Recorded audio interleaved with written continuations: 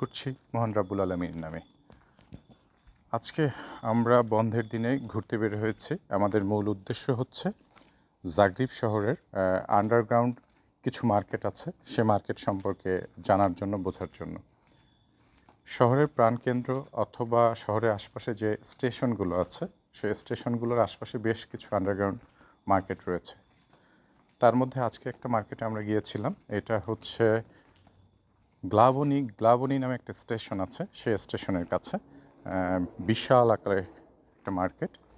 আমরা আজকে মার্কেটে দেখলাম এখানে অসংখ্য দোকান আছে, প্রয়োজনীয় আপনি কেনাকাটা অনেক কিছুই সারতে পারবেন এখানে। মার্কেটের ভিতরে গেলে অবশ্য মনে হবে না যে এটা আন্ডারগ্রাউন্ড কোনো মার্কেট। আপনারা দেখতে পাচ্ছেন আমরা মার্কেটের ভিতরে আসছি এবং এখানে যে শপগুলো আছে, চেইন শপ আছে, মোবাইল অ্যাসেসরিজের দোকান আছে, বইয়ের দোকান আছে, রেস্টুরেন্ট আছে, এটিএম বুথ আছে, অর্থাৎ প্রয়োজনীয় জিনিস আপনি মোটামুটি সবই এখান থেকে পারচেস করতে পারবেন। তো আমরা বেশ কয়েকজন আজকে এখানে আসছি। মূল উদ্দেশ্য ছিল আমাদের কিছু মোবাইল রিপেয়ার করব।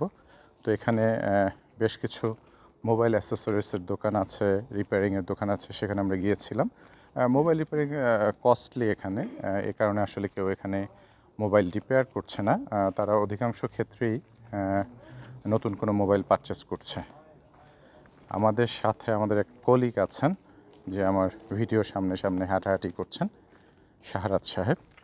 উনি অবশ্য দিনে এবং রাতে সব সময়ই সানগ্লাস পরে চলাফেরা করতে পছন্দ করেন, কমফোর্ট ফিল করেন। তো উনি বলছেন যে চলেন আমরা সামনে যাই, আর কিছু দোকান পাই কিনা। এখানে বেশ কিছু গার্মেন্টসের দোকানও আছে, অর্থাৎ ড্রেস সেট, গার্মেন্টস রিলেটেড যে পোশাকগুলো তৈরি হয় সেগুলো এখানে বিক্রি হচ্ছে। বেশ কিছু দোকানে ডিসকাউন্ট চলছে। আমরা একটু ঘুরে ঘুরে দেখছি। দোকানগুলো খুব কাছ থেকে অবশ্য দেখা একটু মুশকিল, সেক্ষেত্রে আমরা একটু দূর থেকেই ভিডিওটা করছি, হয়তো অনেকটা ক্লিয়ার নাও হতে পারে। এই যে একটা দোকান, ড্রেসের দোকান, মেয়েদের ড্রেসের দোকান।